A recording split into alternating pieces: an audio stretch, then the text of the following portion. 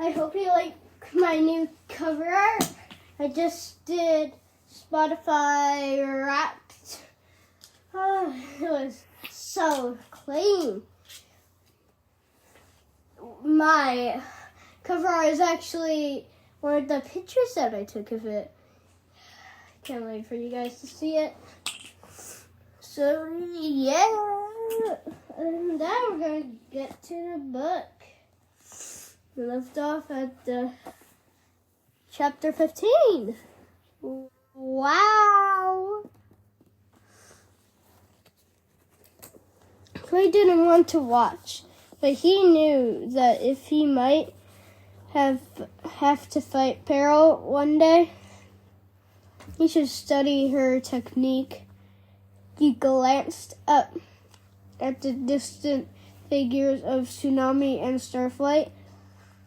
It looked like they were watching intently, too, along with most of the prisoners above the arena.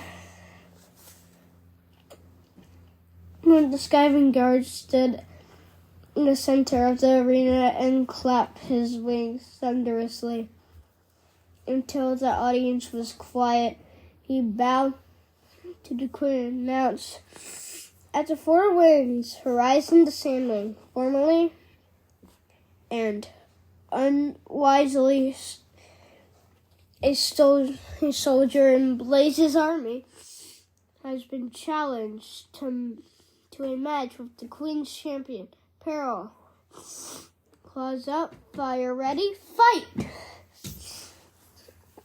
He sprang out of the arena, leaving Peril and the Sandwing facing each other. Horizon shrank back against the far wall, hissing. Peril stalked slowly toward him, tilting her copper wings to reflect the sunlight. Her long tail snaked across the sand. It looked like smoke was rising from her scales. Horizon crouched, and then suddenly leaped over Peril's head and fled to the other side of the arena. He didn't try to jaw him or strike her on the way past. He didn't even lash out his poisonous tail. He just ran away. Why is he so afraid of her? Clay wondered uneasily. Peril turned in the unhurried way that smiled at Horizon. His black eyes darted left and right, searching for an escape. Suddenly, he made a dash for the tunnel. And once Peril was on his way, lashing her claws across his chest. It didn't look like more than a scratch from what Clay could see. The Horizon screamed in agony and fell back, scrabbling across the sand. Peril followed, slashing another scratch along his side. Horizon screamed again. His banded wings flapped desperately, as if he were trying to fly calmly, almost gently. Peril reached out and touched one of his wings, pinning it to the body. Horizon's scream intensified into one long, ear-shattering wail. I could understand that she was just touching him, nothing more. And looked out, and as she stepped back, Clay saw the scorched talon print she left behind on Horizon's scales. It looked as if she had branded him, burning his skin without ever breathing fire. Clay squinted and realized there was ever breathing fire. I realized that there was smoke rising from Horizon's crutches. Did Pearl have fire in her claws? How is that possible? He looked across at Starflight's slumped form, wishing that the Nightwing was close enough to explain everything to him. Absolute silence. That was me.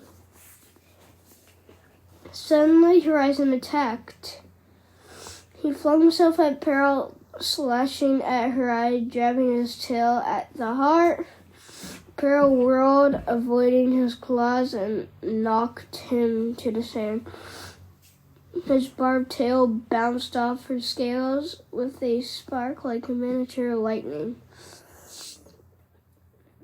and then burst into flames. Fire engulfed the poison tip, and Horizon howled in pain. Clay had never seen anything like it. He never heard of dragons setting other dragons on fire just by touching them. Horizon beat his tail against the sand, trying to put the fire out. Pearl fainted around him. She darted in to give another scratch. Before she could dart away again, Horizon turned and jabbed her forearms in his talons. He threw his wings around her, but buried his face in the shoulder with a high-pitched, keening sound. Pearl froze. Smoke billowed off the two dragons, and black marks crawled along Horizon's wing. Until they started disintegrating into ash. He crumpled slowly to the ground, and Pearl crouched with him, holding him up with her wings. A violent shudder went through the Sandwing's whole body. He let go of Pearl and flopped slowly onto his side on the sand, disfiguring the burns and melted his facial features, and his wings were charred back into black strands between large holes. His talons had scorch marks in the center of their palms. Clay had a sudden quick flash of memory. Kestrel had the same scorch marks on her talon. Had she fought with Pearl? Back when Kestrel lived in the Skywing Kingdom, how had she survived? I don't know.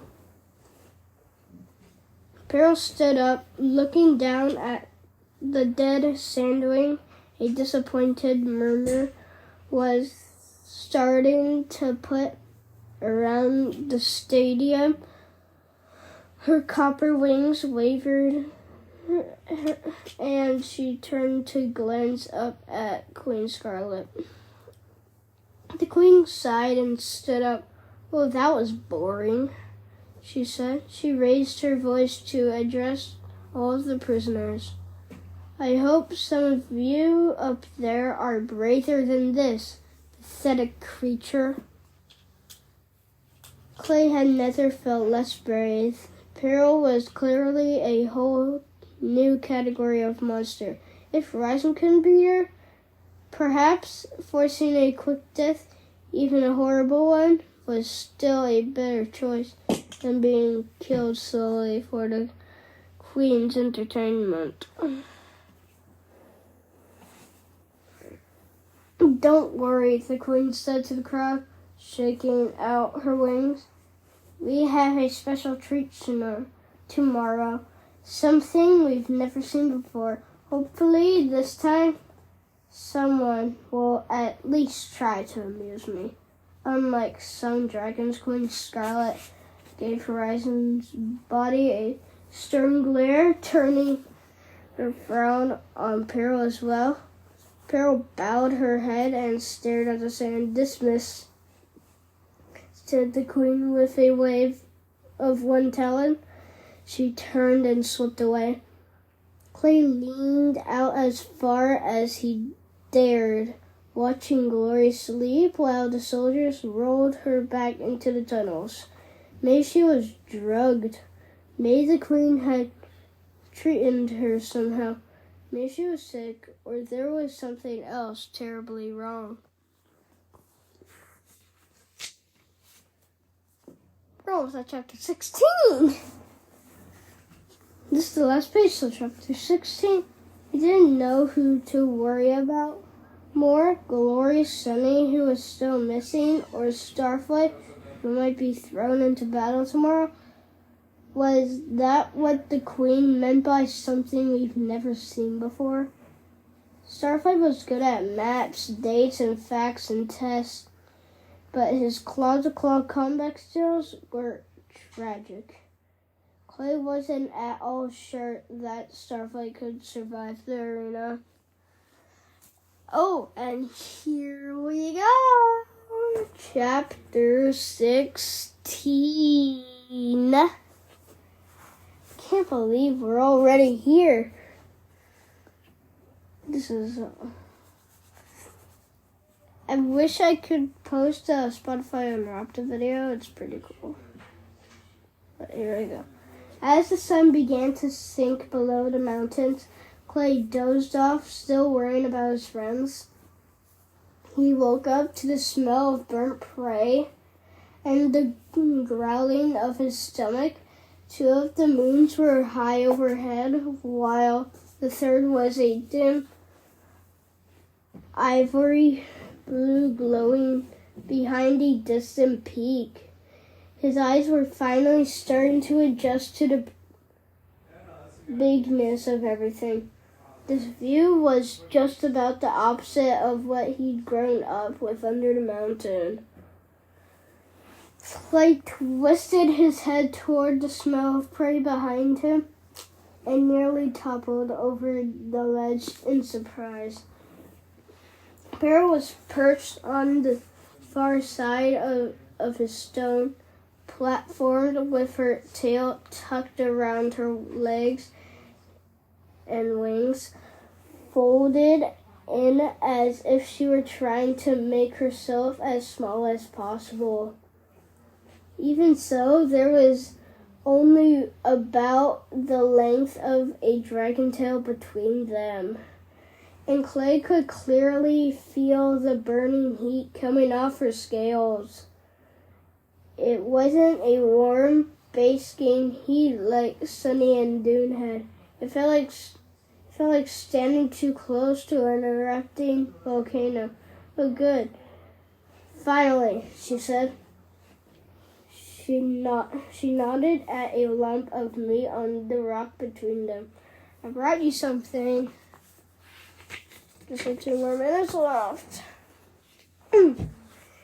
Different. Well, I made the guard. Let me bring it. I hope you don't mind. It's a little crispy. She spread her front talons in an oddly hopeless gesture. Clay peered at the prey, which smelled like smoky duck. He wanted it, but he was afraid of getting any closer to Peril. What if she burned him, even by accident? "I'll be careful," she said, guessing his thoughts. "I'll stay really still, I promise." She glanced around at the slumbering prisoners. "I just thought it might be less obvious if I sat here instead of flying around you." She didn't like a monster. She didn't sound like a monster, Clay. Couldn't put this quiet dragon together with the brutal killer he'd seen earlier that day. He scraped the duck toward toward him, then devoured it in 2 bites. It tastes like ash and crunchy strangely between his teeth. Oh dear, Pearl said. That was fast. Do you want another one? I'm all right, Clay said. She scraped one claw across the rocks. Do you want me to go away? No, he said, and she looked up, surprised. Stay and talk to me, he offered. Aren't you afraid of me? Now that you've seen what I can do. Of course I am, he said honestly. But you're still better company than those pigeons. All they want to talk about is next design on who to poop on. Okay, we're going to pause right there. Johnny out. Peace.